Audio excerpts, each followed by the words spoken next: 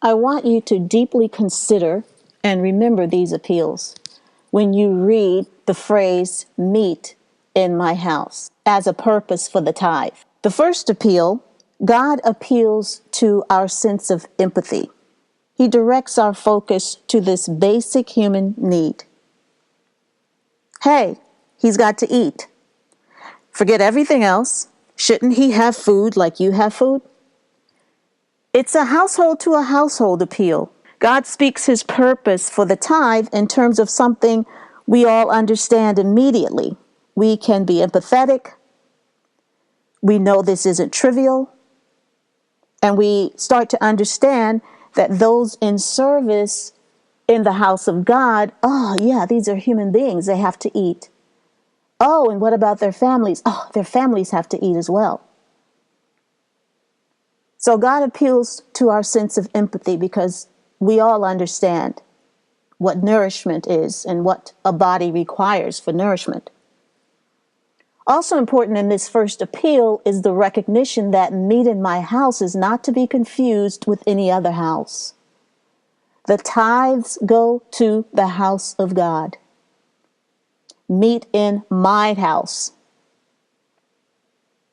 You may give in as many ways as you desire, but when we talk about tithes, tithes go to the house of God. If you're giving 10% to any other house, it's not tithes. It's just you giving 10% to something. And that's wonderful. But you still have to give 10% to the house of God if you intend to give the tithes. The second appeal is, this is an appeal to our sense of urgency. They have to eat every day just like you and I have to eat every day. And when we sit down to eat, we should know that the men and women who work for God are also sitting down to eat with their family. You can't allow your tithes to accumulate for months and months or weeks and weeks and say, oh yeah, I made $50,000 this year. I need to give $5,000 to the church, to my church. Think about that. Was the man of God eating? While you stored up your tithes, was the man of God eating?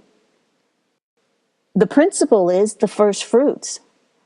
It's an appeal to our sense of urgency by telling us it's for meat in my house. It's for nourishment for the man of God. So we do our best to make sure that we pay our tithes as soon as we are paid. It's our first fruit. Was the man of God eating? That's the question. Do you still have a minister or a pastor? I mean, that's a whole year of not paying tithes, or weeks and weeks and weeks of not paying tithes. First fruits means when you get paid, the ministers get paid. You can't wait. The second appeal is an appeal to our sense of urgency. Can you imagine how those who are dedicated to service in the house of God would feel if every night at dinner time their tables were empty and they sat praying for someone to drop off something that they could use for food? That's demeaning.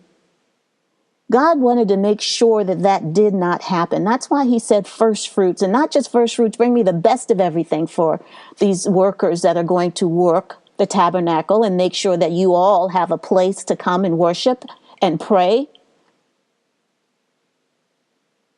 No, we can't do that. The urgency is first fruits. Sure, God provides. I want to make that clear. Sure, God provides, but God has already asked us to bring the tithes and create a treasury.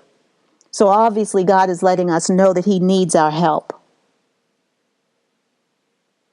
How he wants to provide is through the treasury, not scarcely with the men and women of God sitting down every night to an empty table. But with the storehouse, it's urgent. Run to give. Meat in my house is urgent. Run to give. So we've got appeal number 1 to our empathy, appeal number 2 to the sense of urgency. Meat in my house, it's powerful. I love teaching this. The third appeal, God appeals to our sense of accountability and responsibility.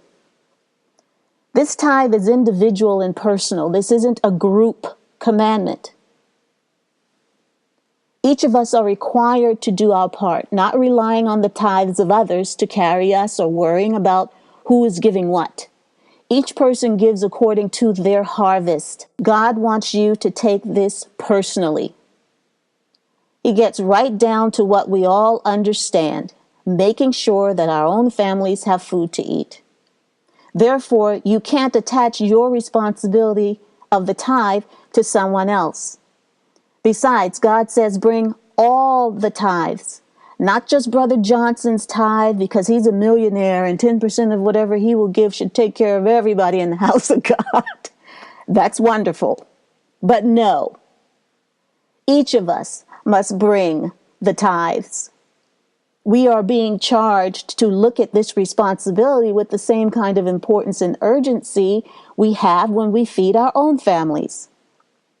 We don't look to Brother Johnson to come and feed our family, so why should we expect Brother Johnson to cover our tithes? You see, it's an appeal to our sense of accountability and responsibility by saying, meat in my house. We all understand, we own the responsibility of our own homes.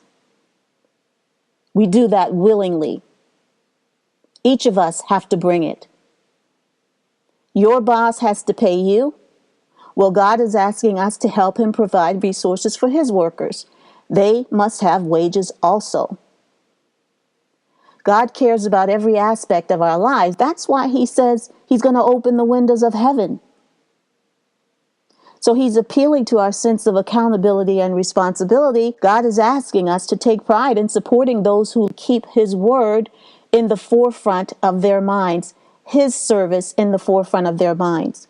And they keep teaching us his word, helping us to become stronger and more established, skilled workers in the word of God. Right? It's personal. It's a personal accountability and responsibility. We all must add to the resources, to the treasury.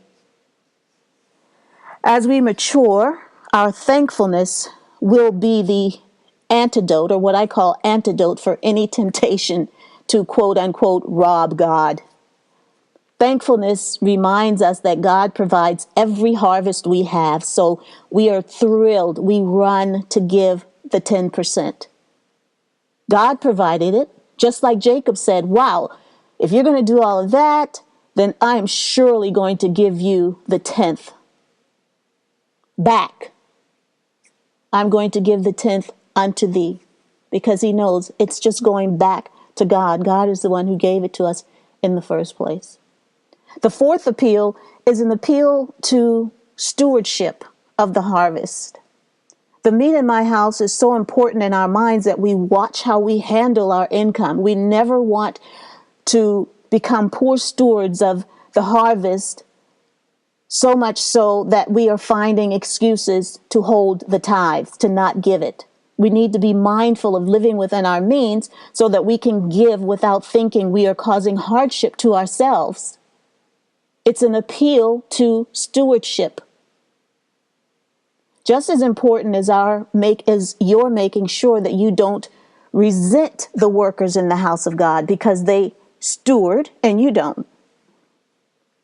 Meat in my house stirs up within us the fact that we are literally providing meals in the house of God. We don't want to live beyond our means and get tricked into thinking that if we give 10%, we're cheating our own families. We're supposed to govern our lives as if we have 90% of that income.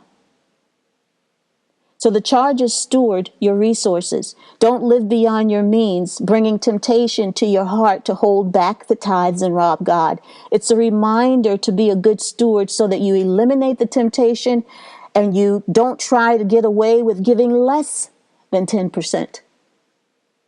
Be prepared for lean times. Your stewardship helps to ensure that there is a consistency in the storehouse of the house of God. Remember, we don't want the workers who have dedicated their lives to service in God's house to feel like beggars. The storehouse must always have sufficient resources.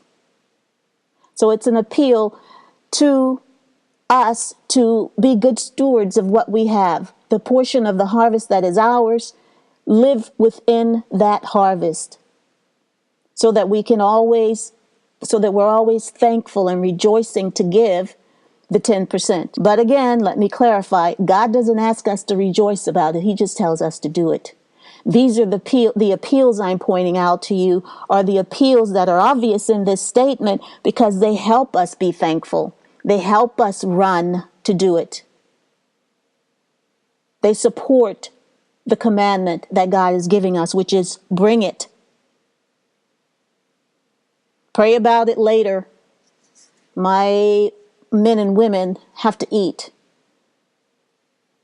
They have to have nourishment. The final appeal is the appeal to the receiver's stewardship. So the ones receiving the tithes. The foundation of this is modesty. It is important not to waste the resources that have been given to the house of God, that have been put in the treasury.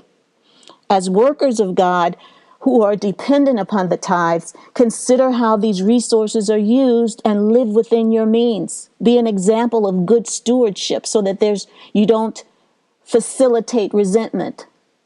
Prepare for lean times so God and the church are not blamed or burdened because of overindulgence. It's clear that God is appealing to our sense of family, so it's a family resource. Be good stewards of that resource. It is about taking care of the house of God.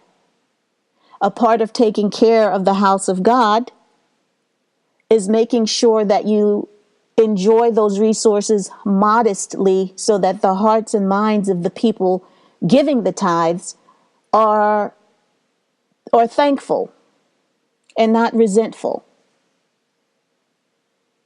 We're not responsible all the time for how people think, but we can encourage people to think, to be thankful, and to run to give the tithe when they see that the resources are being used wisely.